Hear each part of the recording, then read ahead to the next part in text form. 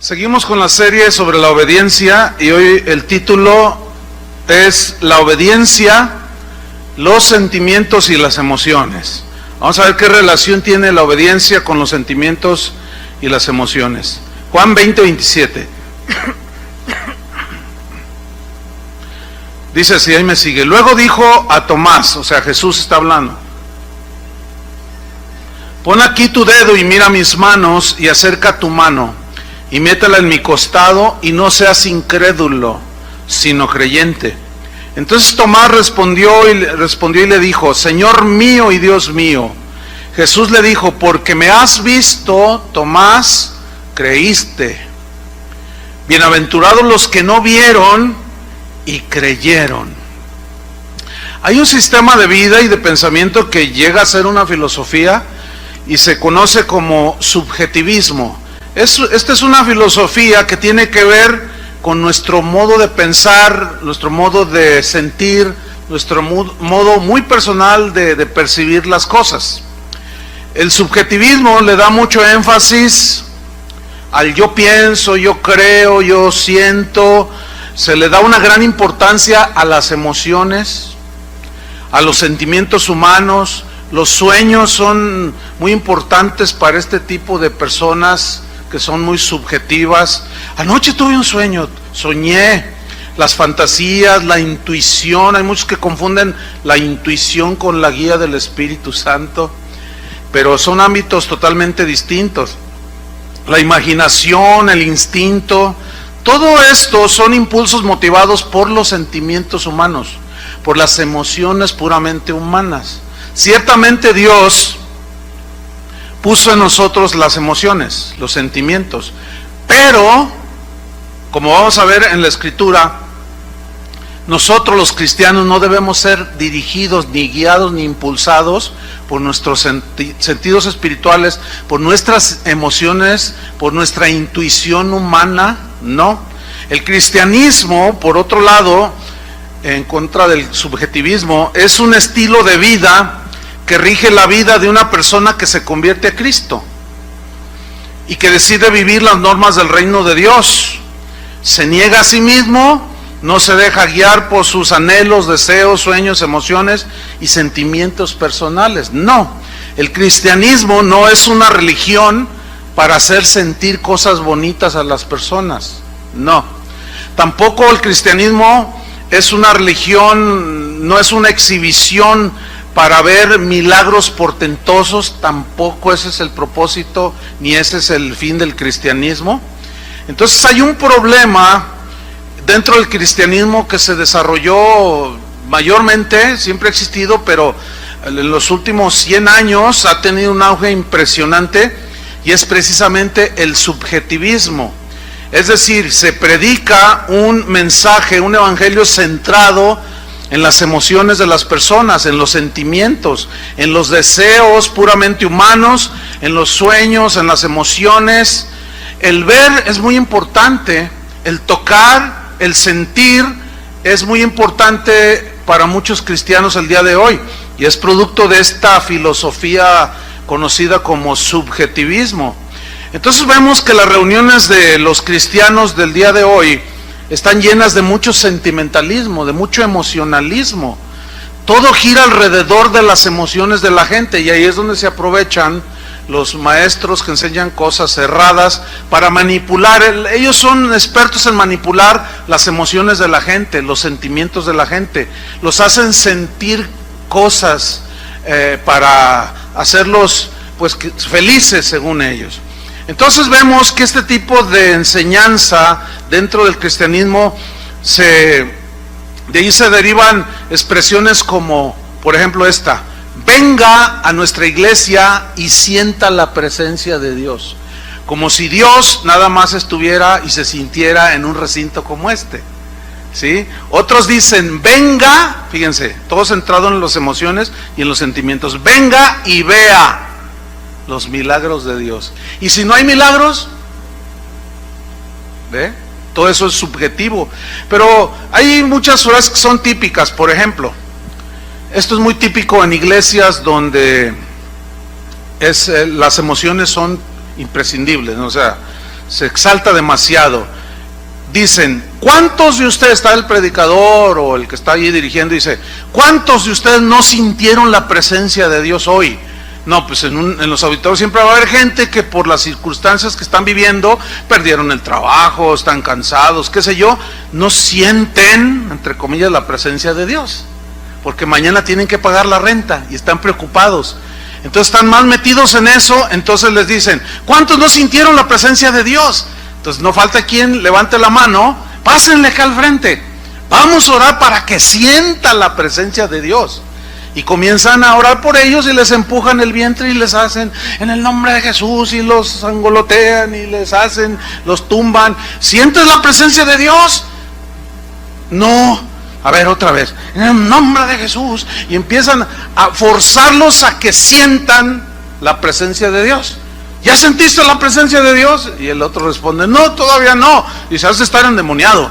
Sáquenlo allá, libérenlo y luego me lo traen. No, es que todos debemos, dicen, debemos sentir la presencia de Dios. Eso no es lo que dice la Biblia, que debemos de sentir. Otros dicen, de ahí se derivan cosas como, hoy en la reunión no sentí la presencia de Dios, no estuvo el poder de Dios, no lo vi, dicen. Alguien me mandó un correo una vez y dice, no, dice, usted es una persona vacía, dice, seca, porque yo nunca he visto que haga un milagro. O sea, nunca ha visto que yo haga un milagro, como si uno los hiciera. Todo eso es producto de ¿qué? De un evangelio centrado en los sentimientos, ¿sí? En las emociones. Otros dicen, ¿por qué Dios no me da lo que le pido? Y dicen, yo oro a Dios y siento, fíjese, siento que no me oye. Es que no es cuestión de sentir ni de tocar, sino de creer. Esa es la diferencia. Otros, basados en sus sentimientos y emociones, cuestionan a Dios de lo que les pasa algún evento calamitoso en su vida y dicen cosas como, ¿por qué a mí, Señor? ¿Por qué a mí? Y luego algunos añaden, si yo diezmo, ¿por qué a mí me pasa eso? ¿Por qué me pasa esto a mí si yo protejo a mi familia?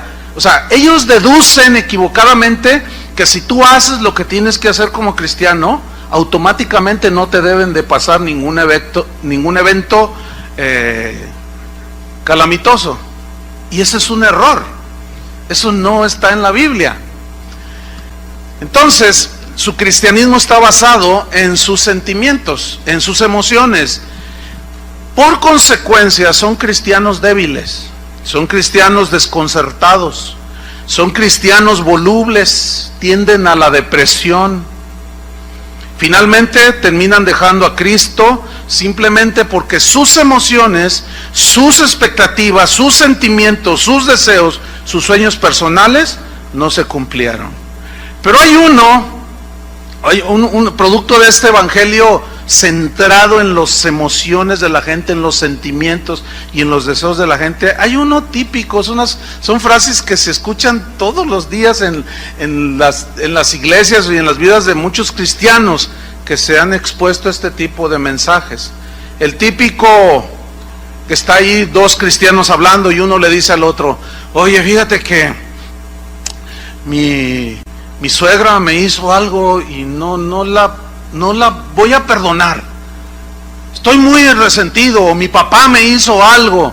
Entonces el otro cristiano te aconseja bien y dice, no, perdónalo, no dejes que ninguna raíz de amargura te bloquee la gracia de Dios, perdónalo. Entonces la típica es, no, es que no me nace perdonarlo. ¿Han oído eso? No siento perdonarlo. No me nace, no me nace dar, no me nace perdonar, no siento hacer esto o aquello. Y yo suelo poner una ilustración para mostrar lo engañoso que es esto y lo erróneo que es.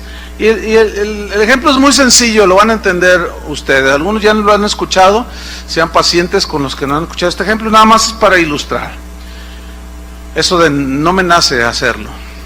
¿Cuántos de ustedes tienen luz en su casa? ¿Teléfono? ¿Pagan renta? Ok, ¿cuánto pagan de luz? A ver, ¿cuánto pagan de luz? 500, 600, 300, 400, 1000. No, pues ya paguen las televisiones, mucho. ¿Cuánto pagan de teléfono? 300, igual más o menos 300, 500. ¿Cuántos pagan renta? ¿Cuánto pagas? 5,000, 3,000, 2,000. Bueno, ok. Mañana, cuando ustedes amanezcan, abran la puerta, se van a encontrar con los recibos de la luz y del teléfono.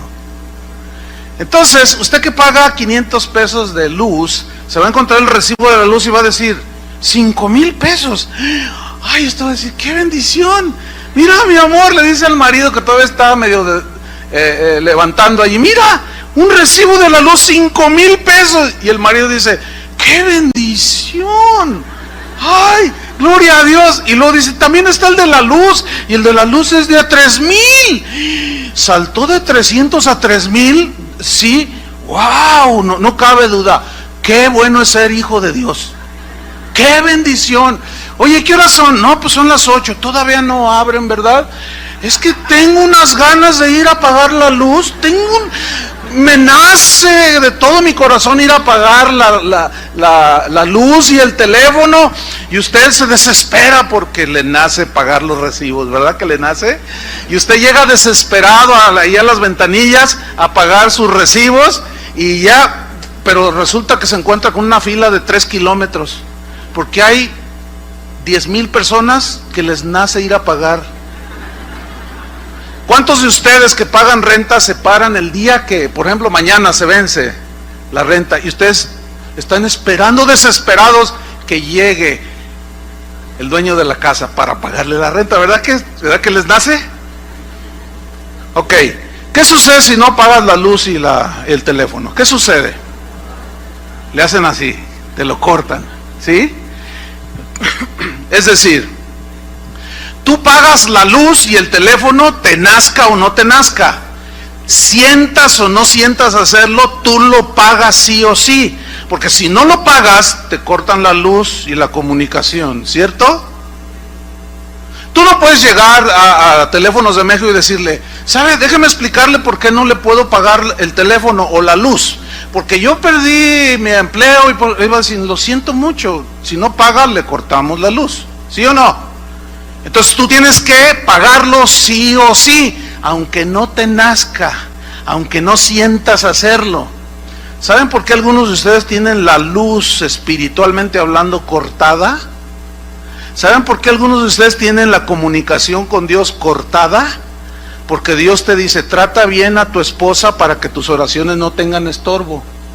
Entonces dice, no, es que no me nace, es que no siento. Perdona a tu papá, que dices que cómo estás amargado porque te abandonó tu papá. Es que no me nace perdonarlo, es que nunca te va a nacer. Entonces, como nunca te nace, no lo perdonas, etcétera. ¿Y qué sucede? Te cortan la luz.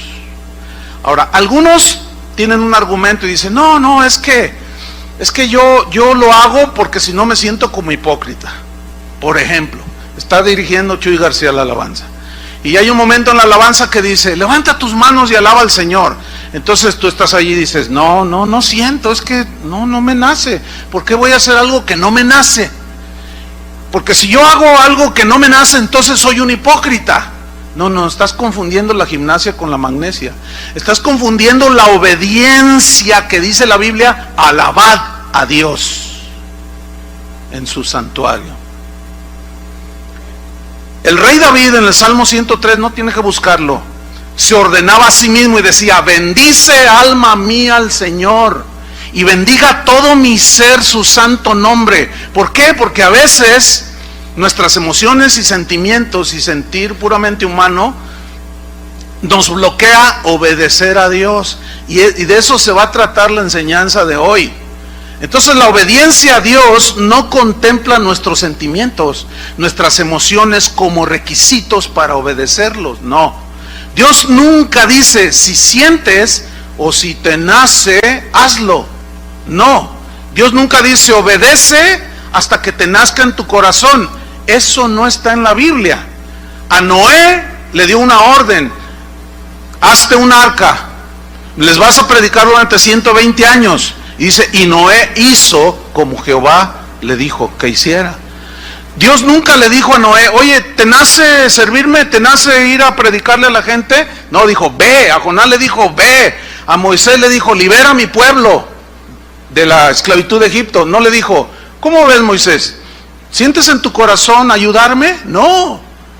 Entonces vemos que Dios nos ordena, nos da su palabra, que por cierto esa palabra fue diseñada para bendecirnos, no para bloquearnos, no para molestarnos. En la medida que nosotros obedecemos a Dios, también es la bendición que recibimos. Muchos quieren la bendición de Dios, pero no obedecen a Dios porque no les nace, porque no sienten y se dejan dirigir y guiar por los sentimientos naturales. Pablo decía, porque por fe andamos, no por vista. La fe es del Espíritu, la vista es del mundo natural. Entonces la fe está por encima de los sentimientos naturales, de las emociones humanas, de los anhelos y deseos nuestros.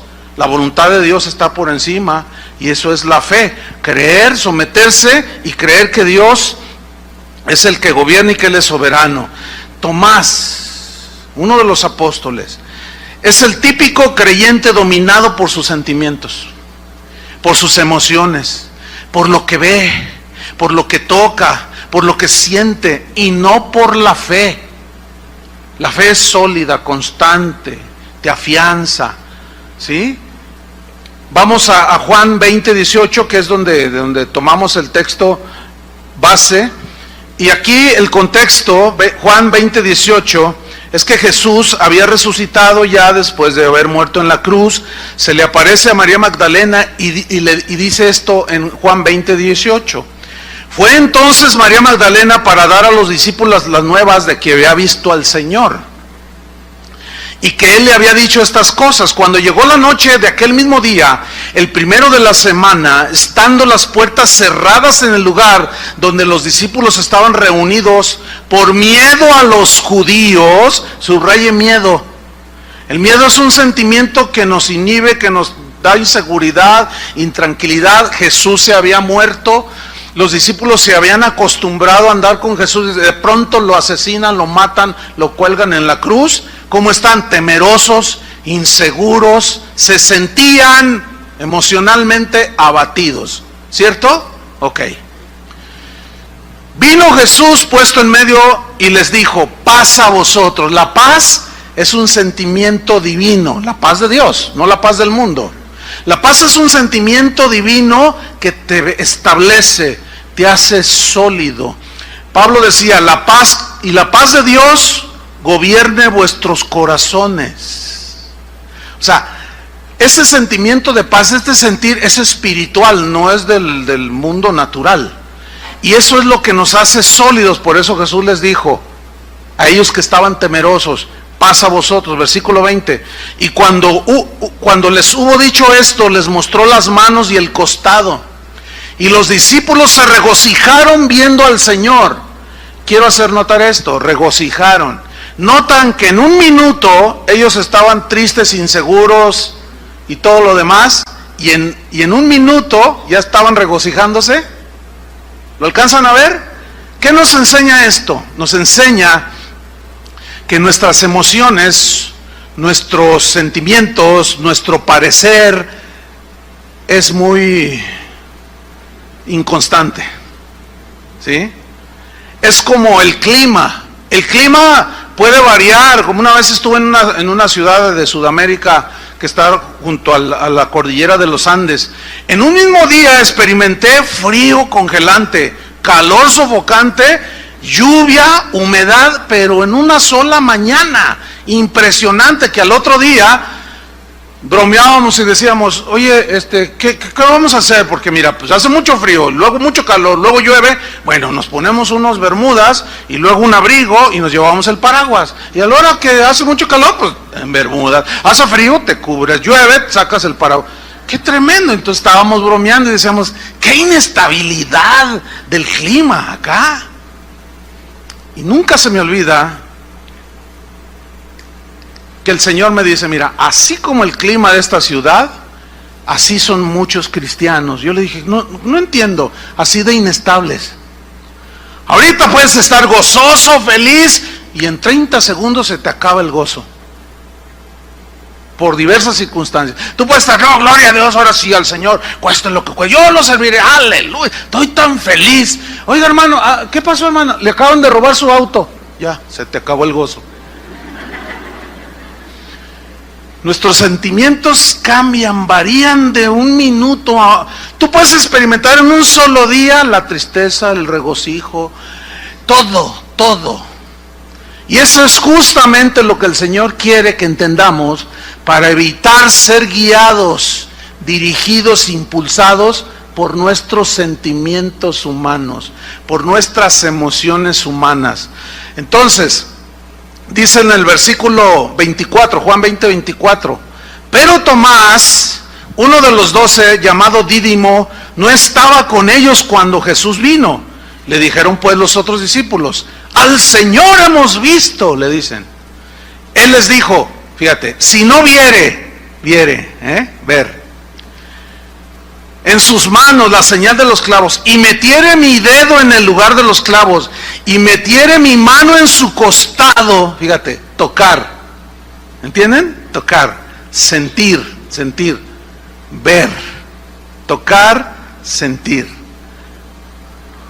Si no veo, toco, siento, y no meto mi mano ahí, no creeré. Versículo 26, 8 días después, estaba otra vez sus discípulos dentro, y con ellos Tomás. Llegó Jesús, estando las puertas cerradas, y se puso en medio y les dijo, paz a vosotros. ¿Ven cómo el Señor lo que quiere es que tengamos paz? ¿Por qué? Pero su paz. Él dijo, mi paz os dejo, mi paz os doy. Yo no les doy la paz como el mundo se las da. ¿Cómo la da el mundo? Les voy a poner un ejemplo. Tú tienes que pagar mañana 5,000 pesos de renta, pero no tienes, no ajustas, te faltan 500 pesos y mañana hay que pagar, y eso te tiene intranquilo, y vienes a lo mejor a la reunión y estás ahí, Señor, súpleme, y no lo alabas, nomás estás pensando en ti, ¿sí? No te centras en Él, sino en tu necesidad, y ay, no siento tu presencia, y ay, ahí estás sufriendo. Pero ese mismo día en la mañana llega un abogado cuando tú vas a pagar la renta y te dice, oiga, necesito que vengamos acá a la notaría porque usted acaba de recibir de una tía, ¿se acuerda de su tía Juanita? Murió y le dejó un testamento y le dejó $1,000,000. Y viene la paz. ¿Entendió? Y llegó la paz, gloria a Dios. Entonces usted ya tiene paz. Y confunden la paz que el mundo da con la paz de Jesús. Por eso es que todo mundo quiere su bienestar económico, quiere estar sano, quiere tener todo lo bueno, quiere estar tranquilo, no quiere tener problemas. Y por eso muchos predicadores se dedican a eso, a que usted obtenga nada más dinero, posesiones, etcétera, y confunden con la paz. Pero esa es la del mundo. Y aquí los discípulos no tenían absolutamente nada, estaban inseguros, tristes. Paz a vosotros, se aparece, paz a vosotros. ¿Por qué? Porque es más importante la paz de Dios en nuestro corazón que nuestros sentimientos humanos. ¿Están entendiendo, verdad? Se les ve en la cara, porque tienen una sonrisita así como diciendo, ay, Dios me está hablando. Bueno, seguimos con la historia. Versículo 27. Luego dijo a Tomás, pon aquí tu dedo y mira mis manos, y acerca tu mano y métela en mi costado, y no seas incrédulo, sino creyente. Entonces Tomás respondió y le dijo, Señor mío y Dios mío. Fíjate, aquí está el típico creyente que responde hasta que ve, toca y siente, si no, no. Pero veamos la respuesta de Jesús. Versículo 29. Entonces Jesús le dijo, porque me has visto, porque me has tocado y has sentido, Tomás, fue que creíste. Bienaventurados los que no vieron y creyeron. Mira, esta frase, bienaventurados, dichosos, felices, está poniendo en una posición más elevada la fe, el creer, el confiar en Dios que tus sentimientos. Si tú vienes a un lugar como estos y no sientes a Dios, ¿qué? No debe mover tu fe. El Señor dijo, yo estoy con vosotros todos los días hasta el fin del mundo. No dijo, si tú me sientes o ves que hago un milagro, entonces vas a poder pensar y sentir que estoy contigo. No, no dijo eso. Cuando dijo, yo estoy con vosotros todos los días, se refirió a días buenos y días no buenos. Cuando vienen las calamidades, las aflicciones de la vida. ¿Por qué? Porque la fe es la que nos mantiene sólidos en nuestra posición como cristianos. Fíjate, Abraham era un hombre muy distinto a Tomás. Abraham, la vida de él era dominada por la voluntad de Dios. Él mostró su fe obedeciendo a Dios. Busquen Hebreos capítulo 11 versículo 8. Hebreos 11:8. Dice así, por la fe Abraham, siendo llamado, ¿qué hizo? Obedeció. Fíjate, la frase siendo llamado, ¿a qué se refiere? Se refiere cuando Dios le dijo allá en Génesis, Abraham, salte de tu tierra y de tu parentela. O sea, Dios lo llamó a salir fuera de su casa, al llamado que él tenía, al lugar donde él le iba a mostrar. ¿Y qué hizo Abraham? Obedeció para salir al lugar que había de recibir como herencia, y salió sin saber a dónde iba. Mira, muchas cosas en los asuntos de Dios, en el cristianismo, tienen una lógica, es decir, la lógica humana muchas veces empata y coincide con la lógica de las cosas de Dios, ¿sí? Pero no todas, ¿eh? Es lógico, humanamente hablando, que tú vas con tus maletas y alguien te pregunte, hola, ¿a dónde vas? Y tú digas, no, pues voy a Acapulco. Es lógico, ¿no? Tiene lógica. Pero ¿qué me dices de que te ven con tus maletas y te dicen, hola, ¿a dónde vas? Y tú dices, no sé. Y te dicen, ¿cómo? No sé a dónde voy. Entonces, ¿me estás bromeando? No, es que no sé. ¿Verdad que no suena lógico en la lógica humana? Pero en la lógica de Dios, no. En la lógica de Dios es, obedéceme. Y después te vas a dar cuenta de lo que yo quiero hacer contigo. Entonces ahí Dios está poniendo una vez más la obediencia por encima de lo que pensemos, sintamos, etcétera, etcétera. Por encima de nuestros deseos, anhelos y necesidades. Primero está su voluntad. Entonces esto va tomando forma. Ok, busquen Romanos 4:18 al 21. Romanos 4:18 al 21. Aquí es aquí Pablo toma la historia de Abraham cuando le da la promesa de un hijo que fue Isaac. Pero acuérdense que Abraham era un anciano y su esposa era anciana también, pero estaba estéril. Entonces él le hace la promesa, dice Romanos 4:18. Dice que Abraham creyó en esperanza contra esperanza para llegar a ser padre de muchas gentes. ¿Qué significa creyó en esperanza contra esperanza? Significa que la esperanza que le dio a él, Abraham, la promesa de Dios, Dios le da una promesa, surge una esperanza en él de tener un hijo, y creyó en la esperanza que Dios le daba a Abraham, creyó contra o a pesar de la esperanza natural que él no podía tener hijos. ¿Entendió? Eso es, creyó en esperanza que le daba Dios contra la esperanza natural que ya no había. Entonces él creyó en esperanza contra esperanza para llegar a ser padre de muchas gentes. Y mire, subraye lo que viene a continuación, conforme a lo que se le había dicho. No a lo que se le ocurrió a Abraham, sino a lo que Dios le había dicho. ¿Qué le había dicho Dios? Así será tu descendencia. Y esto es tomado del Génesis. Abraham, venme aquí, Señor, sal afuera y cuenta las estrellas. Y sale Abraham de su tienda y mira las estrellas. Dice, no son incontables, Señor. Así será tu descendencia. Pero él se miraba viejito y miraba a su anciana esposa y aparte estéril. Y así como que, pero Dios le decía, pero así te voy a multiplicar. Dios le había cambiado el nombre de Abraham a Abraham. De Abraham, padre exaltado, a Abraham, padre de muchas gentes. Así es que pueden imaginarse cuando Sara le decía, Abraham, y los vecinos oían. Y decían, mira los viejitos, qué ilusionados están. Ya están chochando, decimos acá, ¿no?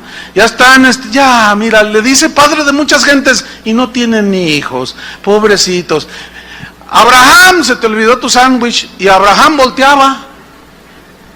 Porque él creía en lo que Dios le había dicho. Y creyó en esperanza contra esperanza para llegar a recibir esa promesa conforme a lo que se le había dicho. Fíjate, la clave está aquí, conforme a lo que Dios le había dicho. Los muros de Jericó, que mencioné hace unas enseñanzas pasadas.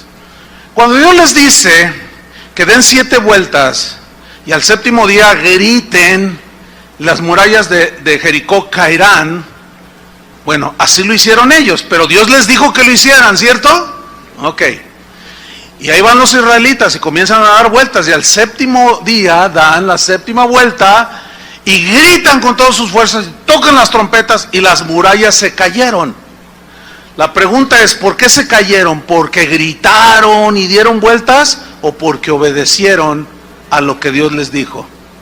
A lo que obedecieron, a lo que Dios les dijo. Entonces fue por la obediencia. Ok, fíjense lo irracional de nosotros los cristianos sentimentales, emocionales, etcétera, etcétera.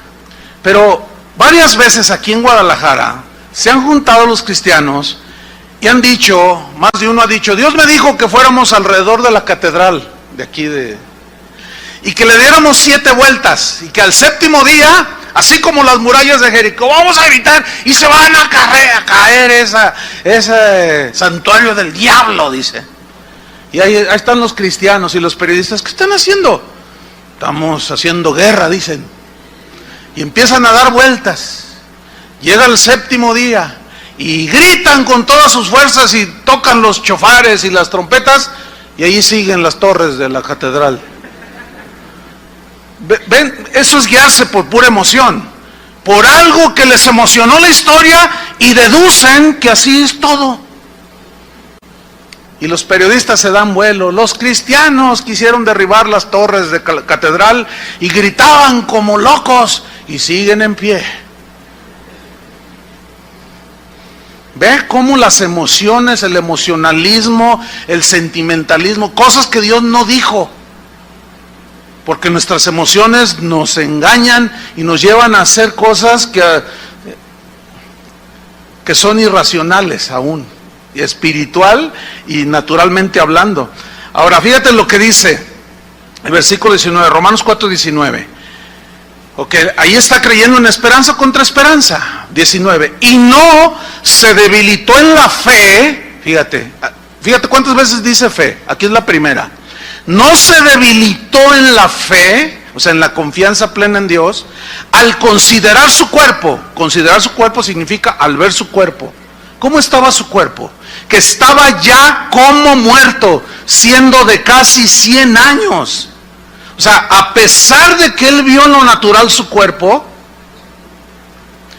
o la esterilidad de la matriz de Sara, a pesar de que él consideró y vio a Sara, su mujer, ancianita, viejita, y aparte estéril, fíjate, aquí está, ¿cómo se siente en lo natural? Una total imposibilidad, ¿no es cierto? Pero en la fe no. La fe confía en lo que Dios le dice y te hace estar sólido. Ahora bien, había una lucha en Abraham. La lucha era en si creer y mantenerse firme o dejarse arrastrar por sus sentimientos, por sus emociones y por cómo él pensaba o sentía.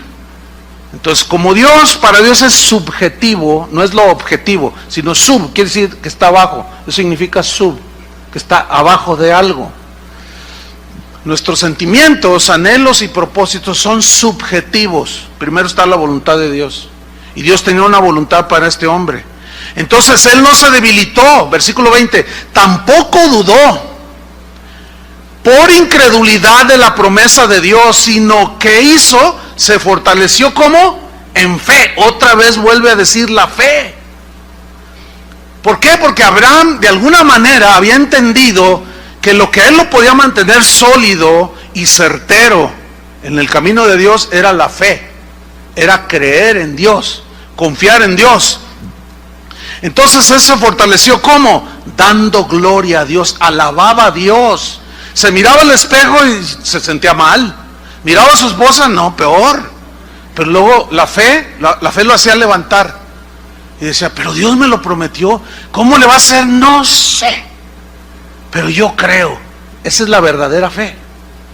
Versículo 21, plenamente convencido estuvo Abraham de que era también poderoso Dios para hacer todo lo que había que prometido. Dios no va a hacer nada que no te ha prometido.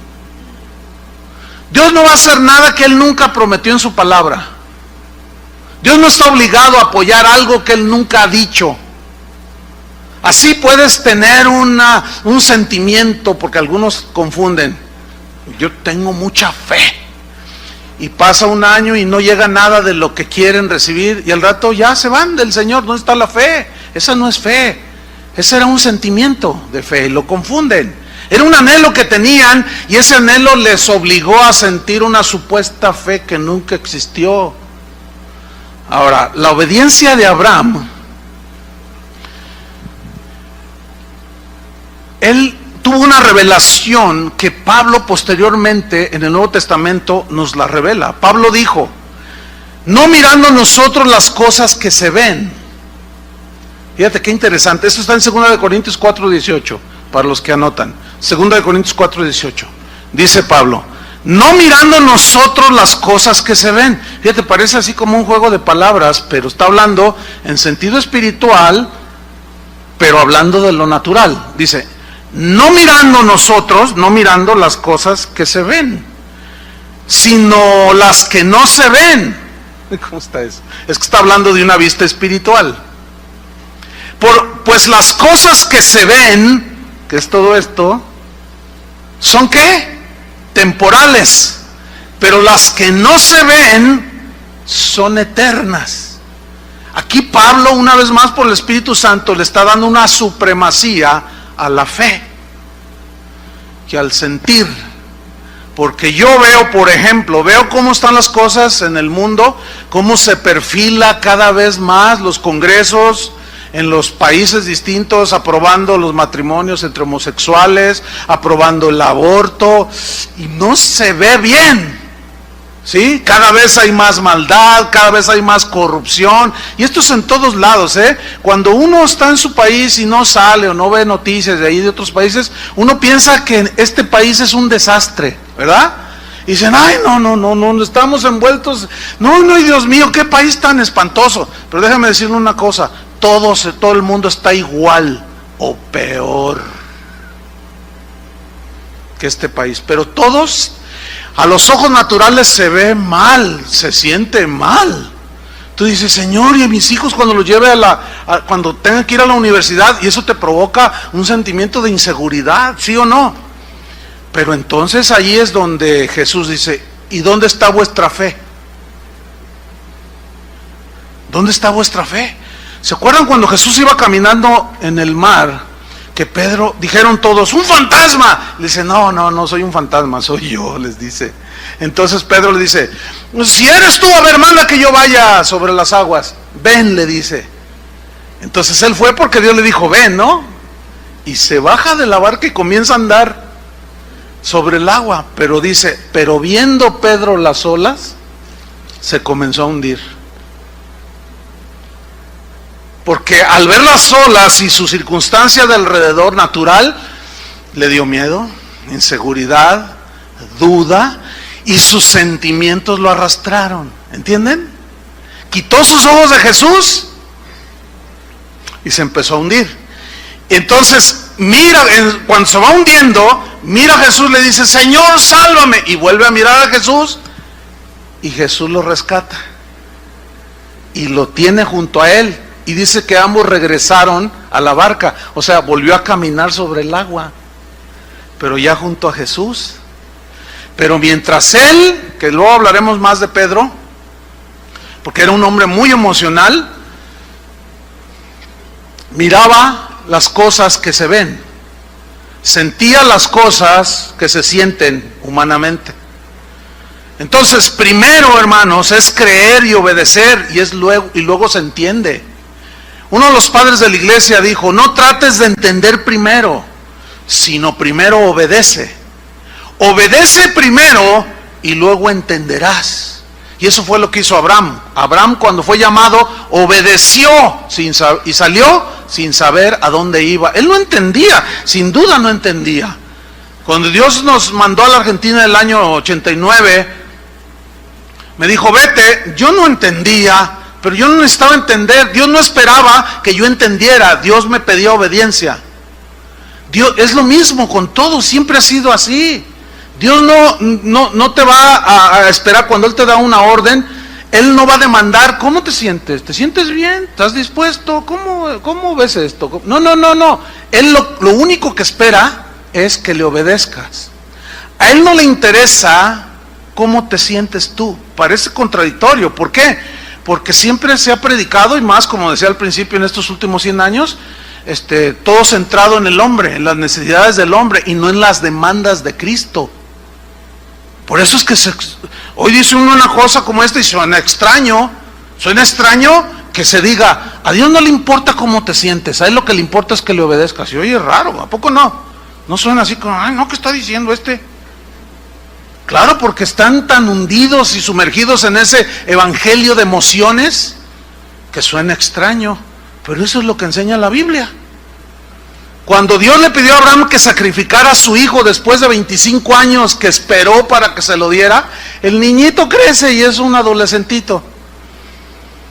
Y cuando le dice en Génesis 22:1, dice, aconteció después de estas cosas que probó Dios a Abraham y le dijo a Abraham, y él respondió, heme aquí significa, dime, estoy a tus órdenes, manda lo que quieras. Y le dice Dios, toma ahora tu hijo, tu único Isaac, a quien amas, y vete a tierra de Moriah y ofrécelo allí en holocausto sobre uno de los montes que yo te diré. ¡Wow! Imagínate, le promete un hijo, tarda 25 años en cumplir la promesa, nace el niño y felices los dos viejitos. Yo creo que los vecinos pensaban que eran los abuelos, pero no, eran los papás. Abraham no esperó entender lo que Dios le estaba diciendo, él simplemente obedeció y agarró al niño, ¿se acuerdan? Y lo llevó y el niño le decía, papá, pues aquí está la leña ¿y dónde está el cordero para el sacrificio? Dios proveerá, le decía, Dios proveerá.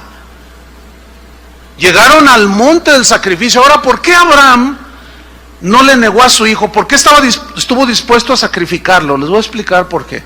Y aquí es donde entra el contexto cultural e histórico. En la cultura en la que vivía Abraham, que era la cultura caldea, él era de Ur de los caldeos, en una cultura netamente pagana.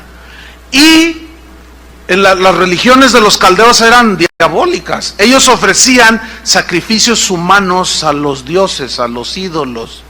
Él estaba acostumbrado a ver eso y a oír eso, que aún padres llevaban al Moloch hijos y los metían al fuego. Entonces, cuando Dios le dice, ofréceme a tu hijo en holocausto, pues a él se le hizo normal, entre comillas. Aunque nosotros sabemos, él no sabía lo que nosotros hoy sabemos, que Dios no demanda sacrificios humanos. El único sacrificio humano que aceptó fue el de su Hijo Jesús, porque era sin mancha y sin pecado. Pero Abraham no sabía esto, él simplemente obedeció.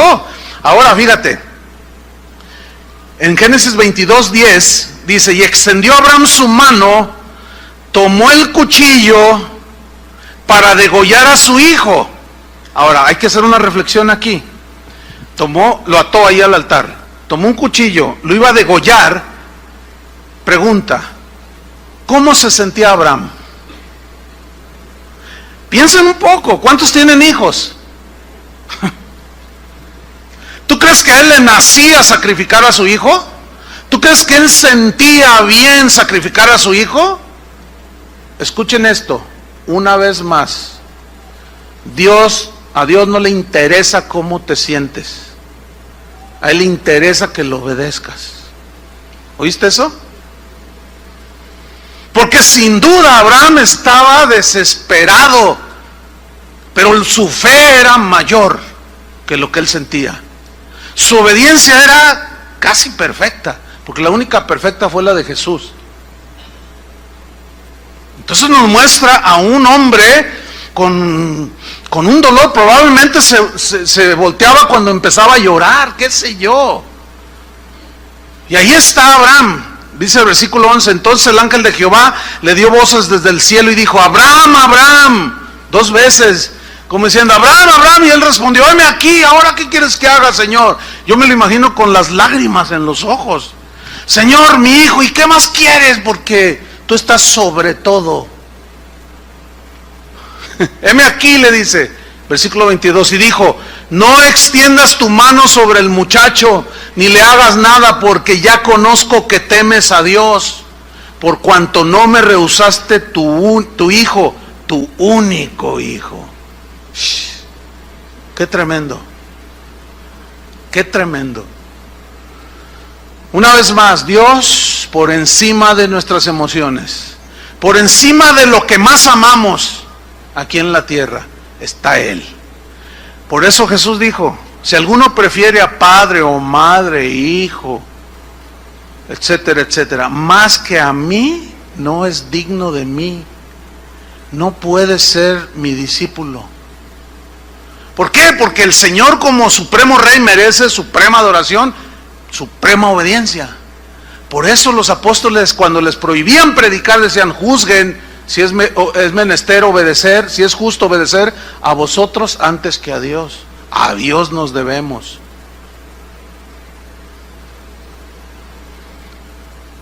Otra vez. Pero vamos a ver este ejemplo que es tremendo, el ejemplo de Pedro, el apóstol. Pedro era un hombre muy sentimental, era súper emocional. Esto lo hacía ser un hombre voluble, precipitado, inestable, como las olas del mar. Pedro se llamaba Simón, y cuando Jesús lo vio y lo llamó, le dijo, tu nombre será Pedro. Pedro significa piedra. Cuando le dijo, tu nombre será Pedro, piedra, le dio a entender que él iba a tratar con su carácter emocional súper impetuoso, arrebatado. Ahorita estaba llorando y al rato ja, y al rato bien impetuoso y al rato bien cobarde negando a Jesús. Piedra, porque piedra habla de, ¿qué ponen bajo un edificio? Piedra. ¿Qué hace sólido la construcción? Piedra habla de algo sólido, inamovible, una roca. Sí, los vientos pueden arrebatar cosas, hasta árboles, pero las piedras no se mueven, esas están sólidas. Él le dio a entender que iba a tratar con su carácter para hacerlo sólido como una roca, porque Jesús sabía que si no trabajaba con él y con todos nosotros, nuestras emociones, nuestros sentimientos nos pueden desviar del plan y de la voluntad de Dios. En primer lugar vamos a ver esto. Abran su Biblia en Mateo 16:13. Mateo 16:13.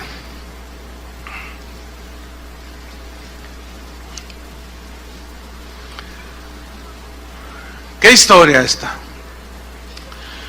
Fíjate, Pedro hizo una declaración aquí realmente sorprendente. Pero pongan mucha atención. Mateo 16:13, ¿ya lo tiene? Bien, vamos ahí, dice así. Viniendo Jesús a la región de Cesarea de Filipo, preguntó a sus discípulos diciendo, ¿quién dicen los hombres que es el Hijo del Hombre? O sea, ¿quién soy yo? ¿Quién dicen que soy yo? Ellos le respondieron, unos dicen que eres Juan el Bautista, otros dicen que tú eres Elías. Fíjense qué confundidos estaban, y otros dicen que eres Jeremías o alguno de los profetas. Versículo 15, Él les dijo, y vosotros, mis discípulos, ustedes los que me siguen. En otras palabras, parafraseando a Jesús, me interesa que me conozcan. Ustedes, ¿quién dicen que soy yo? ¿Quién decís que soy yo?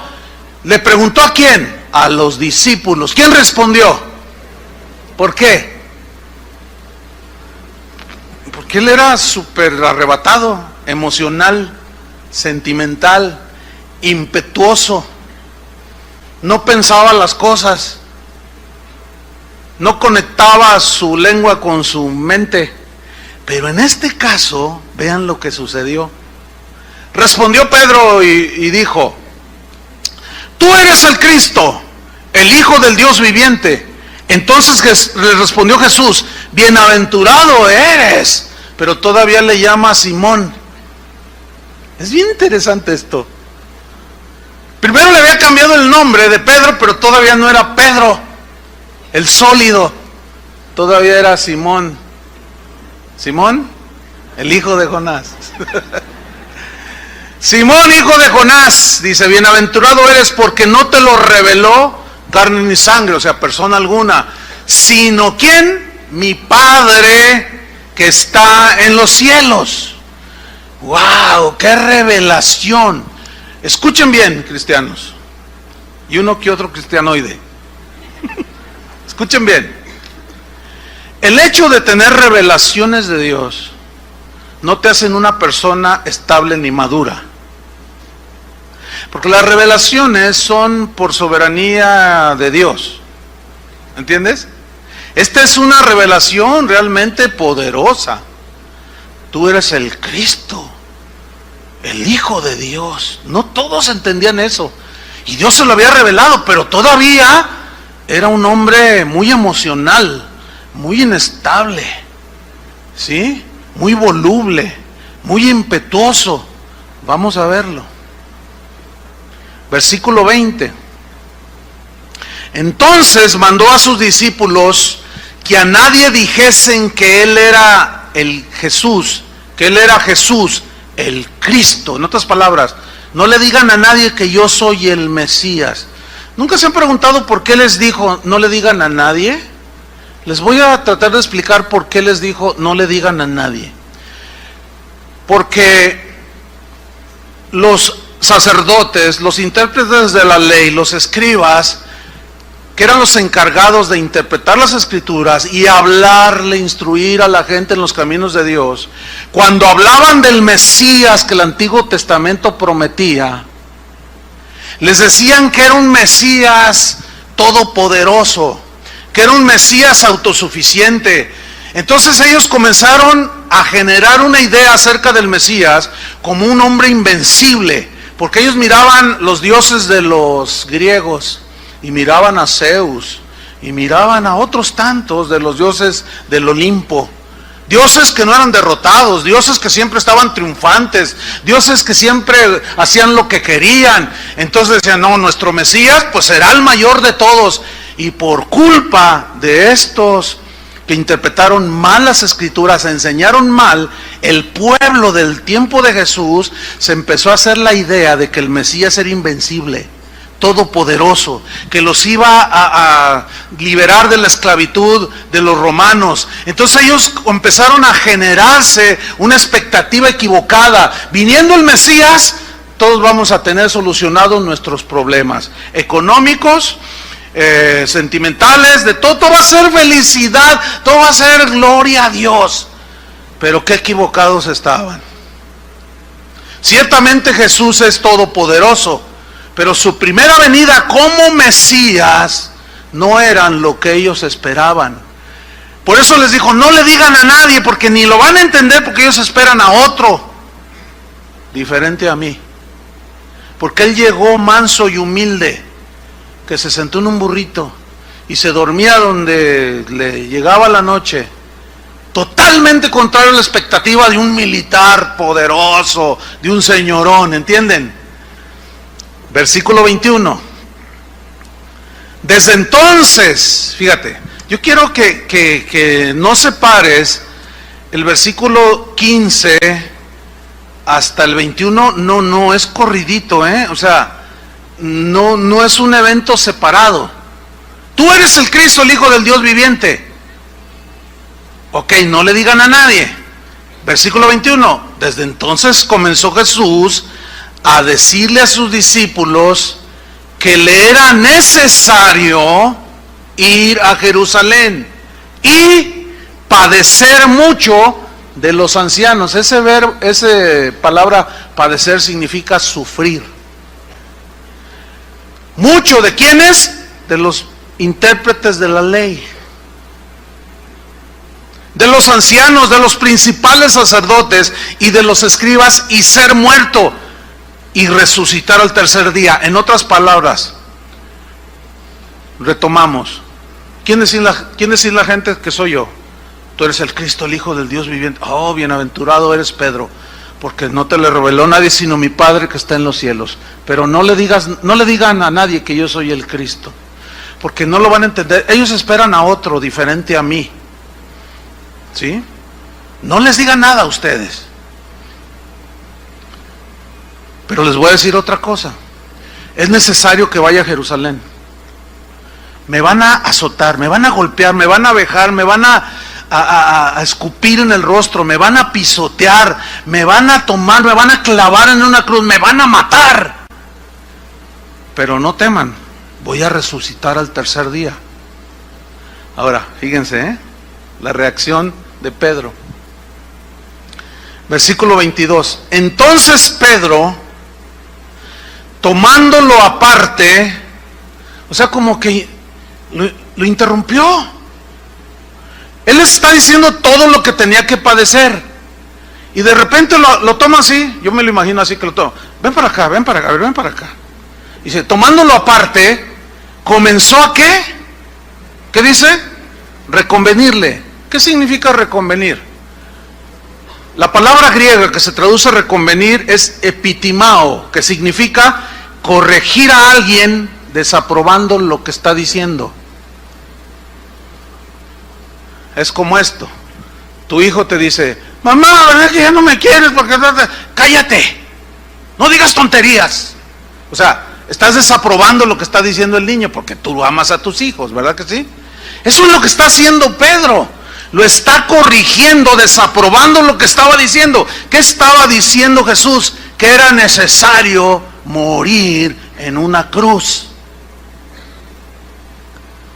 Pero epitimao también significa censurar, significa amonestar, prohibir, mandar, reprender, regañar. ¿Qué estaba haciendo Pedro? Por el amor de Dios. Es necesario que vaya yo y muera en la cruz, allí en Jerusalén. Y lo corrige Pedro, lo censura, lo amonesta, le prohíbe, cállate la boca, le manda que no diga eso, lo regaña y lo reprende, diciendo, versículo 22, Señor, ten compasión de ti. Pero lo está regañando, lo está reprendiendo. Fíjate nada más. En ninguna manera te acontezca esto, le dice. Shh, ten compasión de ti. Esa frase en el griego, hay varias traducciones. Una, por ejemplo, dice, Dios no lo quiera, cuando eso era lo que Dios quería. Otros traducen, lejos de ti tal pensamiento, Señor. Esa fue la expresión sentimental y emocional de un bien intencionado pero equivocado Pedro. Sus emociones le ganaron. Sin duda, Pedro amaba profundamente a su Señor, ¿sí o no? Y él en su mente tenía el mejor deseo para Jesús, amaba a su maestro.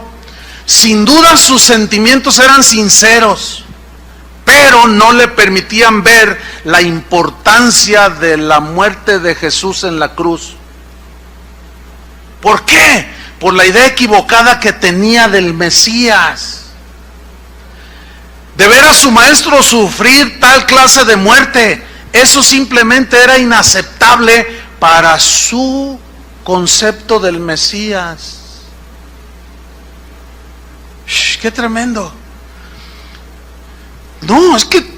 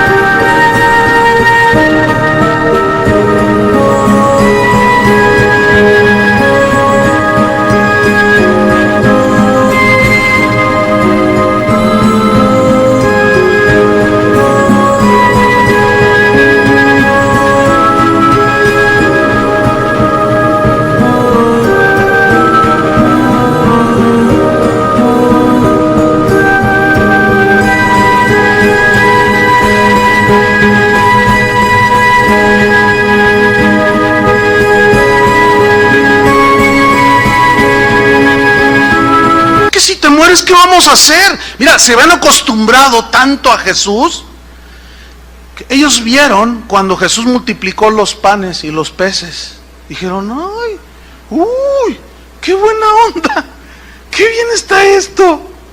Ellos vieron cuando resucitó a Lázaro.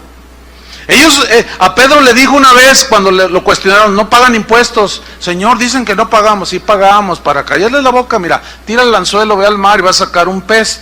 Y de ahí lo vas a abrir y vas a sacar una moneda y pagas por ti, por mí. Si sabe todo. Y todo está solucionado con el Señor. Entonces, Pedro, discípulos, es necesario que yo vaya a Jerusalén. Me van a matar, me van a crucificar. Entonces, cuando está oyendo Pedro, las emociones, pero era bien intencionado, ¿sí? Te voy a decir, es como esto. Ahí está el joven, ¿verdad? 33 años ya tiene el joven, no se ha casado. Esta es típica, es que es un ejemplo típico que sucede siempre. Ahí está, pero tiene un amigo, tú eres amigo de ese joven que está soltero. Entonces le dice, oye, pues ya se me está yendo el tren, dice el soltero o la soltera. Entonces, ¿tú quieres algo bueno para tu amigo, sí o no? Ok. Entonces dice, oye, fíjate, no, pues ninguna hermanita de la iglesia, no, pues ninguna. Yo trato de ser amable y ahí, oye, pues te invito a leer la Biblia. Esto y lo otro, y no, pues como que no le caigo a nadie. Entonces, tú quieres lo mejor para tu amigo. Ah, no te preocupes, yo voy a orar por ti. Él tiene tu esposa, la que va a ser tu esposa.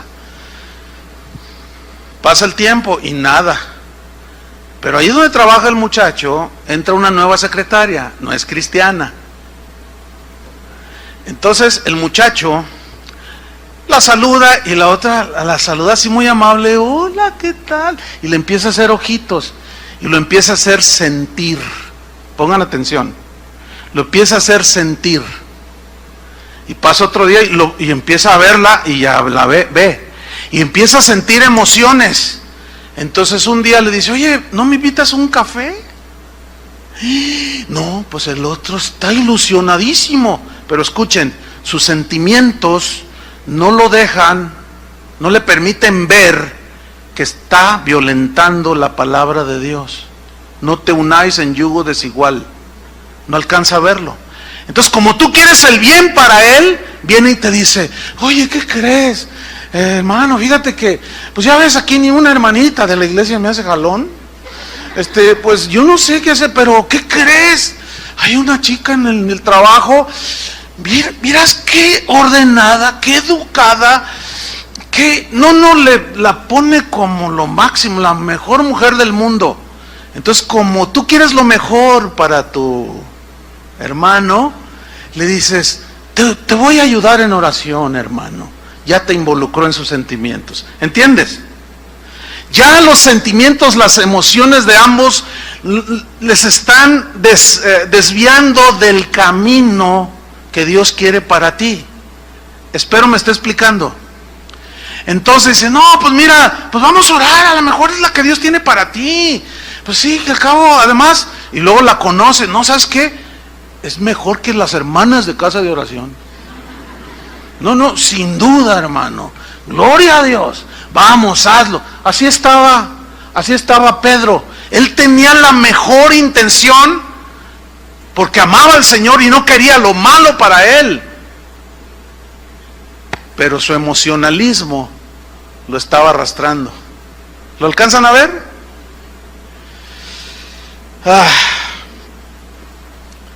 Sus sentimientos eran sinceros, pero no le permitían ver la importancia de la muerte en la cruz. ¿Por qué? Pues por la idea equivocada que tenía de un Mesías. Su sentir era lógico, comprensible. Según Pedro, su Señor no debería de padecer y morir en una cruz. No, ¿cómo? ¿Qué le hizo pensar a Pedro que Jesús no debía subir a esa cruz, sufrir y morir? ¿Qué le hizo pensar a Pedro? Sus sentimientos, sus deseos terrenales, sus emociones lo estaban traicionando. ¡Qué ironía! Pedro tratando de que Jesús no obedeciera la voluntad del Padre que lo había enviado a morir por toda la humanidad, y Pedro interponiéndose allí. ¿Qué acaso no entendió Pedro lo que escuchó muchas veces cuando decían, he aquí el Cordero de Dios? Cuando iba a la sinagoga, no entendía la explicación, porque tal vez la torcían, o cuando decían, he aquí el Cordero de Dios, que quita el pecado del mundo. Implica allí que ese Cordero tiene que ser sacrificado. Pedro, como judío, iba a la sinagoga cada sábado. ¿Cuántas veces leyó y le explicaron la escritura de Isaías 53? Mas él herido fue por nuestras rebeliones, molido por nuestros pecados. El castigo de nuestra paz fue sobre él, y por su llaga fuimos curados. Y nosotros le tuvimos por abatido, por herido de Dios, despreciado y desechado por los hombres, varón de dolores, experimentado en quebranto. ¿Y cómo apartamos de él nuestro rostro? Porque le vimos sin hermosura y sin parecer. Pero nunca lo entendió. Y así hay mucha gente en las iglesias el día de hoy. Oyen la palabra, escuchan la explicación y están como Pedro. A la hora de que Jesús les dice, soy el Mesías, y él te había tenido la revelación, pero es necesario, como dice Isaías 53, que vaya a la cruz. Y Pedro le dice, en ninguna manera te acontezca esto. Qué increíble, ¿no? Las emociones y sentimientos de Pedro estaban tratando de que se realizara el último pacto entre Dios y los hombres. Ese pacto tenía que ser sellado con la sangre del Cordero. Si no hay cruz, no hay perdón de pecados. Si no hay perdón de pecados, no hay salvación. Pedro se interpone entre Jesús y la cruz. Aquí está la cruz a la que Jesús debía subir. Aquí está Jesús rumbo a la cruz, y Pedro se pone en medio y le dice, no, espérate. No, ten compasión de ti mismo. ¿Cómo? Que no te acontezca esto, por favor, Señor. Ay.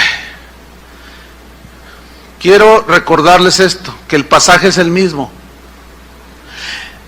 Pedro tuvo, unos minutos antes, una revelación sublime de Jesús como el Cristo, el Cordero de Dios, y en 2 minutos estaba diciendo lo más diabólico que podía haber dicho. ¿Se dan cuenta cómo somos los humanos?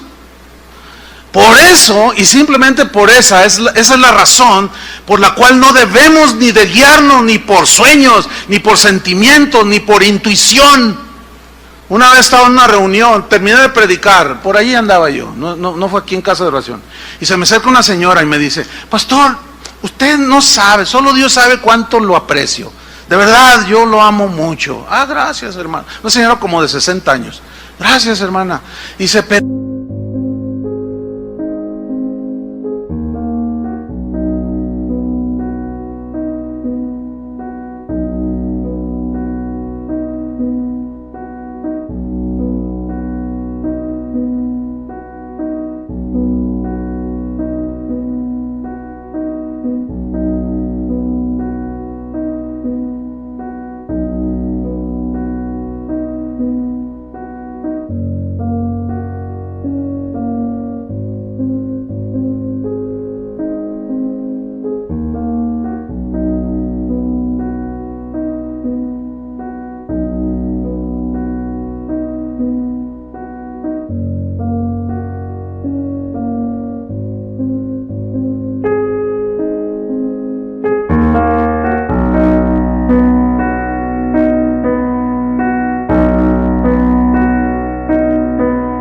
Pero, ¿sabe una cosa?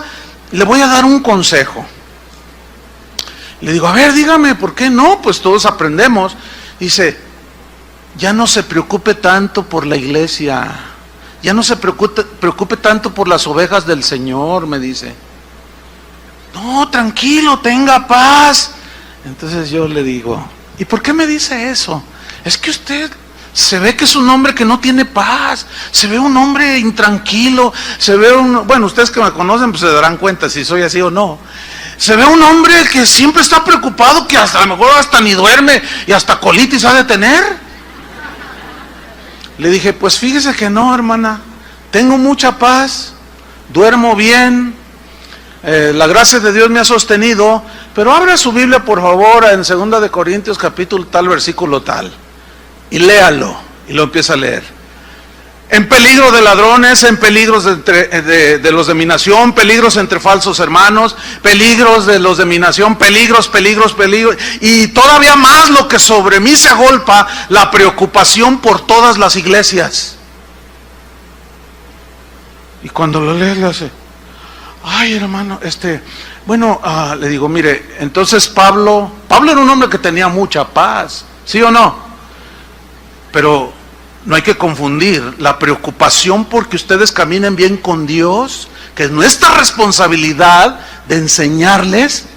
Por eso la generación en la que visitó, que prevalecía cuando Jesús vino a la tierra, pobre generación, producto de una mala enseñanza de quién era el Mesías. Y esa es la preocupación de los pastores, que las ovejas caminen bien, sean fieles, tengan la verdadera fe, no se dejen engañar, no se dejen desviar. Esa es una preocupación genuina, pero no es falta de fe. Ustedes entienden, ¿verdad? Entonces la señora esta me dice, ay hermano, pues es que yo pensé, no, espérame, es que usted me dijo, Dios me dijo.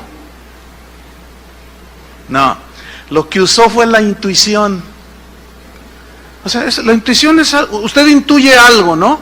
Intuye algo, o sea, ve un perro así que, y entonces usted intuye que hay peligro. Ahí el Espíritu Santo no le dice, cuidado con el perro. No, porque la intuición es algo natural. Usted se aleja del peligro, es algo natural. Y así hay un montón de gente en las iglesias que por intuición profetizan, por intuición dicen cosas, pero no es el Espíritu de Dios. Se dejan llevar por una emoción o un sentimiento que tienen ahí arraigado, qué sé yo, por qué razón, como esta señora. Era obvio que estaba equivocada. Sus sentimientos y emocionalismos de este Pedro estaban evitando su propia salvación. Vean qué terrible es eso. Lo mejor de nuestros sentimientos, lo mejor de nuestras emociones no pueden sustituir la obediencia a Dios, entiéndanlo. ¿Lo entienden? Aunque obedecer a Dios implique sufrir, padecer y aún morir. Pablo dice ahí en el libro de los Hechos que confirmaba el ánimo de los discípulos y les exhortaba que permaneciesen en la fe y les decía, es necesario que a través de muchas tribulaciones entremos en el reino de Dios. Hechos 14:22. Finalmente vamos a ver la reprensión de Jesús a su amado Pedro, que en ese tiempo era Simón todavía, su amado discípulo, versículo 23, su amado discípulo, pero muy emocional, muy sentimental, muy impetuoso, muy, nada que ver. Mateo 16:23, pero él, o sea Jesús, volviéndose, dijo a Pedro, quítate de delante de mí, Satanás, me eres tropiezo. ¡Qué ironía! Pedro la roca funcionando como piedra de tropiezo. Satanás se aprovechó del sentimiento, de la emoción, del deseo humano de Pedro y llenó su mente con una idea diabólica totalmente contraria a los planes de Dios. Y Jesús le dijo a Pedro la razón de esta reacción. En el mismo versículo 23, quítate delante de mí, Satanás, me eres tropiezo. Y aquí está la razón, porque no pones la mira en las cosas de Dios. No ves lo espiritual, ves lo natural, sino en las cosas de los hombres. Versículo 24. Entonces Jesús dijo a sus discípulos: si alguno quiere venir en pos de mí, ¿qué? Quiero que ustedes sean entendidos, hermanos, y vean que el pasaje es el mismo, no está separado. ¿Por qué les dice a sus discípulos: si alguno quiere venir en pos de mí, niéguese a sí mismo, tome su cruz y sígame? ¿Por qué? Porque el negarse a sí mismo es dejar a un lado tus buenos deseos, aunque sean muy buenos, tus motivaciones, aunque sean sublimes, como las de Pedro.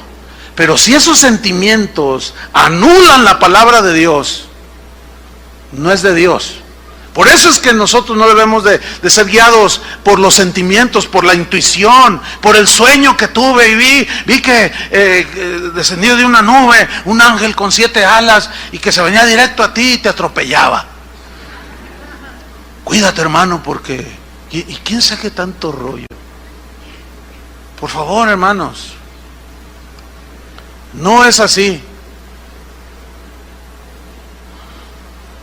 Si alguno quiere venir en pos de mí, niéguese a sí mismo, tome su cruz y sígame.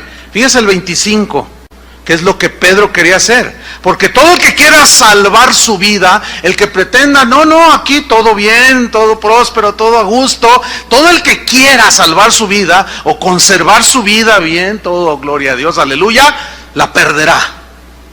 ¿Qué es lo que está llevando a muchos cristianos a la perdición?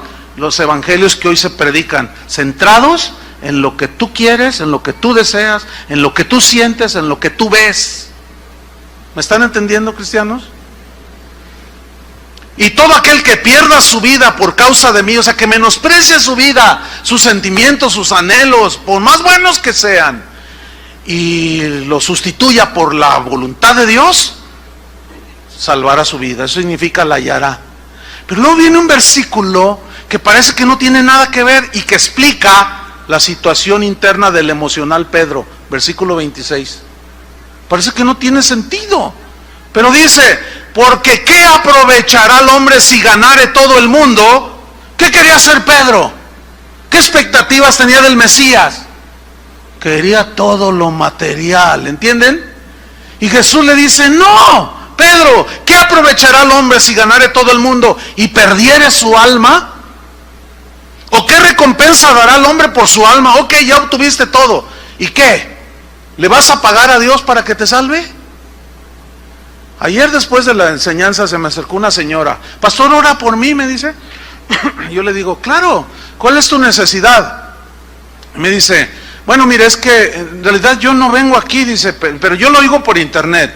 Pero dice, hace como, no sé, 8 meses, dice, yo tengo un nieto, y como de 6 años, y él tenía asma, y cada vez que le da el ataque de asma, casi se asfixia, se muere.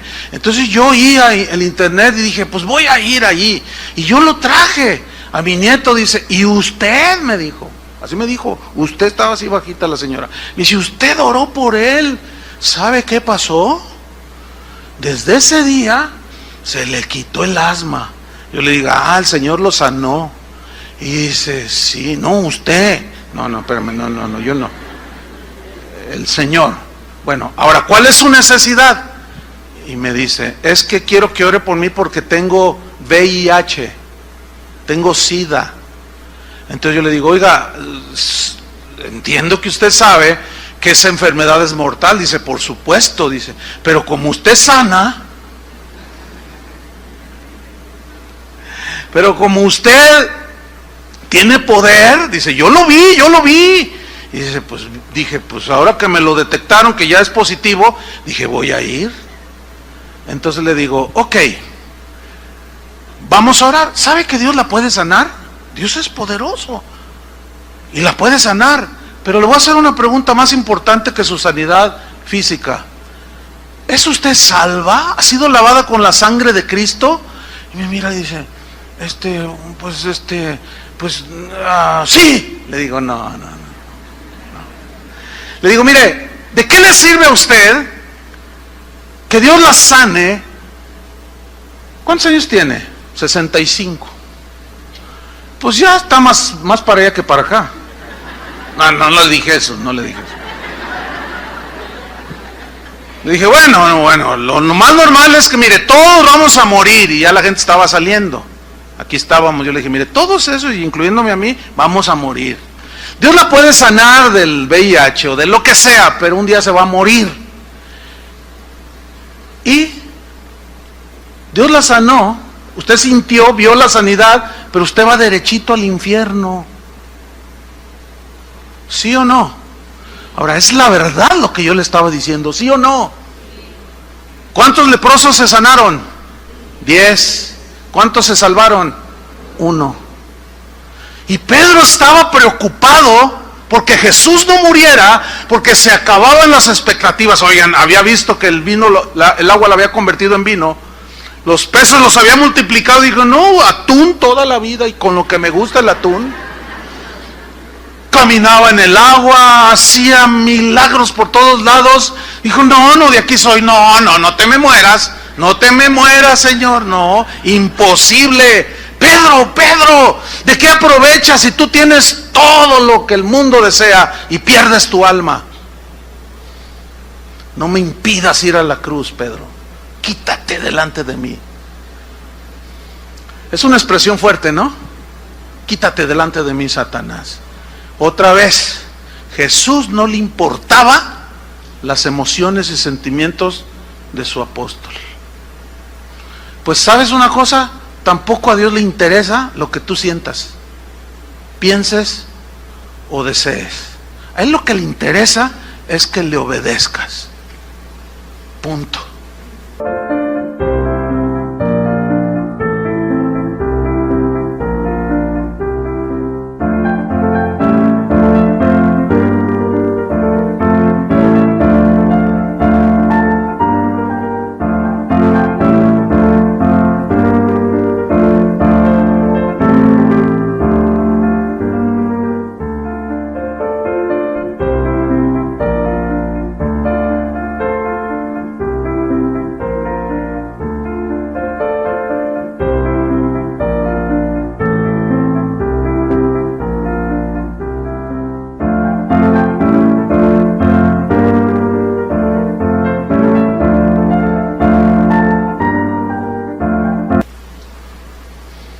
Eso es lo único que quiere.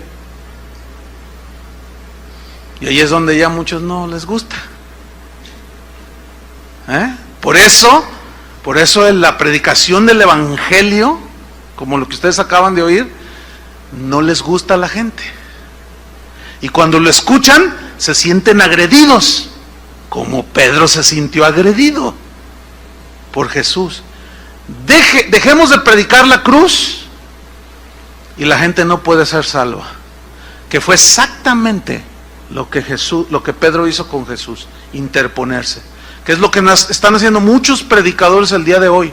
Se están interponiendo entre el cristiano que debe de ir también a crucificar como Pablo. Con Cristo estoy juntamente crucificado, ya no vivo yo, mas vive Cristo en mí. Lo que ahora vivo, lo vivo en la fe del Hijo de Dios, que me amó y se entregó por mí. ¿Qué más puedo hacer yo? No, Cristo, no vayas a la cruz. Él ya pagó por ti. Ahora tú disfruta la prosperidad.